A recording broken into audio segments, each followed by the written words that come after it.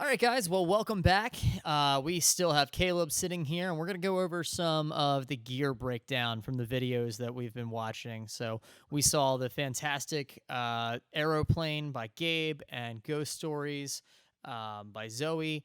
And Caleb, we're going to talk to you today about what you used, why you used it, and some of these things. So, again, just give you a short little bio about you and your studio, real fast. Yeah, my name is Caleb Fisher. I am a audio guy in Nashville, Tennessee.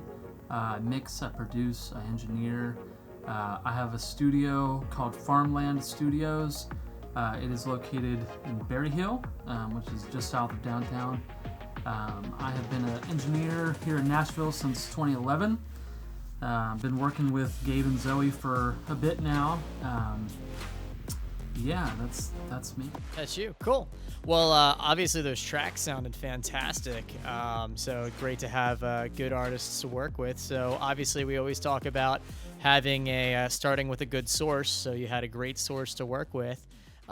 Let's talk about the you had a situation where you've got singers who are also playing an instrument, and obviously you're using a two mic technique where you've got one microphone for the vocals and another mic for the guitar.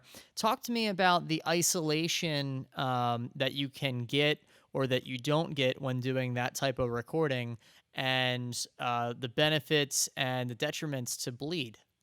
Yeah, that's great. So it's interesting because doing recording vocal and guitar or an instrument together at the same time can bring some great things and it can bring some not so great things. I personally love the commitment of it. I think people that can do it, they can do it well, I should say, really bring something special to the recordings. And I'm just a fan of everybody tracking together and not doing a bunch of overdubs. And so with using two mics, it limits you on some things you can do in post. You can't really tune a vocal. You can't usually you can't swap out like a take on the guitar or a vocal. You really have to kind of have to nail it to be able to do that. And Gabe and Zoe are good enough to do that. That not everybody can do it, especially because of modern day everybody wanting to sing perfectly in pitch with tuning and stuff like that. Like it's just not an option when it comes to that. And so honestly, in these days, it's really, I feel like, dictated by the music. And so, if it's a real heavy pop thing, it probably nobody's going to be recording, singing, and playing anything at the same time. But something like Gabe or what Zoe brings, especially when Zoe does her acoustic stuff, like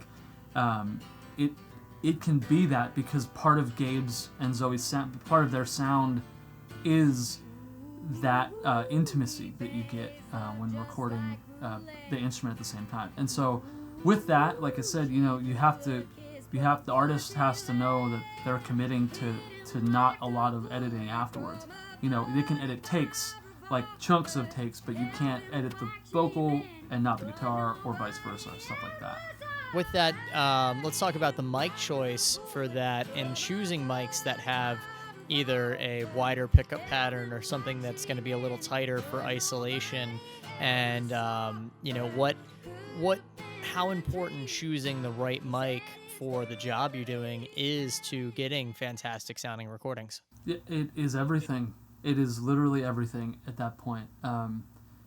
The key, in my opinion, is rejection. I obviously want to be able to use the guitar fader and the vocal fader as independently as I can in mix, and with that, you have to have rejection. And the RNR1s on Gabe, especially, have their access is so their pickup is so pointed to where you're actually placing that mic that if you'll on the video you saw like the guitar mic was tilted kind of like forward down instead of just like flat like it normally would be if you were single, just doing it as an overdub, because it is it is not taking anything from his voice down into that mic. If you were to solo the tracks, like the rejection of the guitar is there's barely any vocal in it. That's actually very surprising. It's kind of unbelievable. I mean, it really is. And so, and same with the vocal. Like, there's barely any guitar in it. And so for me, that is a win and a half. Because then again, I can use, all the EQ I'm doing in post, or even while recording on the guitar, isn't going to affect his vocal as much as it would if it was capturing a lot more, and vice versa. So those particular mics. Even more so than the other ribbon mics that SE makes, they have such, and probably because they're active, I don't know enough about electronics to really be dangerous, but probably that has something to do with it. But you can take the time to get the rejection to be near perfect, even in a close situation like that. And to me, as an engineer and somebody who's mixing those same tracks, like it just again puts you 10 steps ahead of where you'd be if you were fighting it, and it just gives you more creativity because you can use each fader differently. Right, and that's that's what you want, is you want to be able to have independent control so that you can mix properly. So with that, talk to me about what you do to combat phase issues when you are recording with multiple microphones like that, because obviously, even though the microphones have great rejection and then they have the just fantastic sound to them, if things start getting out of phase, they can be a bit wonky. So talk to me about what you do in the studio to deal with multiple microphones like that. It's interesting because I don't think there's enough talk these days about phase, because we have tools that correct phase post, and we can zoom in on a screen and just shift the audio. I think there needs to be more discussion about it. I think it needs to be as big a deal as anything in the audio world, because I really do think that even though you can do it later, I do think it makes a difference if it gets right to the recorded Pro Tools or whatever.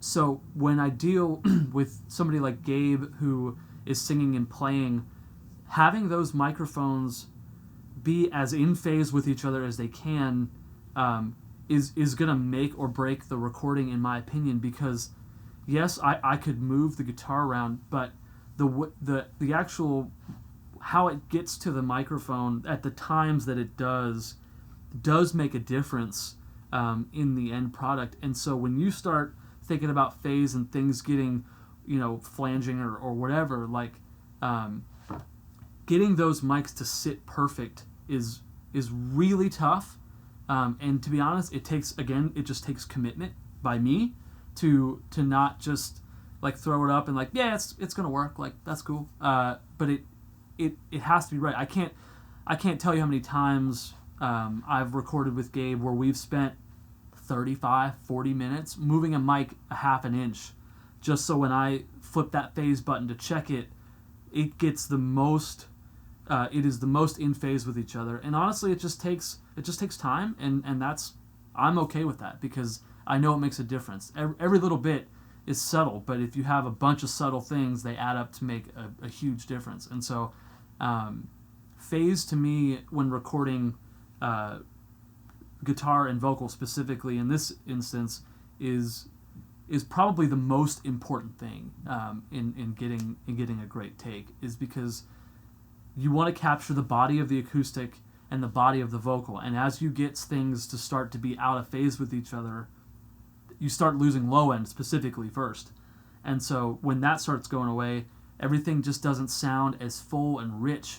Like Gabe's vocal is the timbre of his voice is it's so deep and rich when he goes low that I can't afford to sacrifice anything like that. So you have to take the time, and we spent probably again like maybe 20 minutes beforehand just like getting things in the right spot and like making sure he had enough room to kind of be himself, but also that those mics, if there was a shot that from the side of the mics, like you'd see that I'm trying to get those mics to be in line with each other as much as I can, and that's not the whole battle. And sometimes you have to have one closer than the other to each thing because it's getting to those sources. The source is getting to those mics faster, and so you just have to pay attention, man. You have to put in the work. It's not just we'll fix it later. Let's talk about like figuring out how to hit that sweet spot, right? Talk about like in that type of recording, like what you found the sweet spot is for the acoustic guitar and then also for vocals. Because in our case, we have a lot of clients, a lot of people that use the SE products in home recording scenarios, and not everybody's in a beautiful studio like, you and I are sitting in. A lot of people are in that bedroom doing, fantastic records, but it talk about getting that, the importance and how to get to finding the sweet spot using the microphones where it's critically important, especially in those not so perfect recording environments. Yeah, it's interesting because I still love recording in my bedroom. I still love recording in like places that aren't like the best because I think there is a character to them. But being able, it's hard when you're doing it by yourself because you have to like record a little bit, stop, go around, listen. Okay, that's not it. Move the mic a little bit or move yourself. Record a little bit. Okay, that's not right. And then you have to hope once you find the spot and you listen back that you get in the same spot and then you start recording again for real. And so it's interesting because getting the right spot with any particular mic, every mic has its own pickup, has its own frequency response, has everything's different per mic. And so really finding the sweet spot is really dependent on obviously what you're using, but it really all comes down to what you're going for. And with Gabe and with those particular mics, I'm going for body, I'm going for character, and most of all, and this does come from mics and finding that spot, it does emotion. Like if that guitar, if that vocal is too close, it's going to be too muddy and too like kind of like talking like this. If it's too far away, it's not going to have the same rich and like richness and top end sweetness. Or it's going to be roomy. You know what I mean? It's so being able to have Gabe sit there, or anybody being able to sit there and know how close you can get or how far away you should be to the microphone. It's everything. And so really just taking the time to, Gabe in this instance, like I'd have him play, and just like what I was saying, like I'd have him play, it's not quite there. So I'd go back and I would just move. And honestly, it's before we even say any of this, it's all about your ears. You got to listen. And so for me, it's like, I'll have Gabe, before we even set up a microphone, I'll have him just sit down and just play. I just want him to play the song. And I'll just kind of put my ear around and listen and kind of just see where my ear feels like it captures a good representation. You know what I mean? And then knowing that I can put that microphone in that spot, or at least close to it, is being able to know like that spot is where my ear, which I'm gonna obviously hear things later, like that microphone is gonna pick up that sound. And so when it does come down to your ears, but then obviously having the right tools to be able to recreate that on a recording. And that it's kind of it takes time to really learn, but it also is kind of, I also feel like somebody who doesn't know anything about audio could listen to a guitar and say, oh yeah, that sounds pretty good, like right here, and it definitely sounds different over here, but it sounds better right here, like, you know what I mean? And then so that's where you start. That's where I start, you know what I mean? It's wherever my ear hears it. And then, I have Gabe, hey Gabe, on the talkback, can you just move like half an inch to your left, or just move back just a pinch, or, come back off. Have them move to where you find it with using your ears and when you're sitting in the controller. Because ultimately your ear, it picks up differently than a microphone does. So, it's not going to be exact where your ear hears it, but for me, my ear is going to get it where at least I can know that I'm getting a full image of what I want, and then the microphone can be adjusted, accordingly.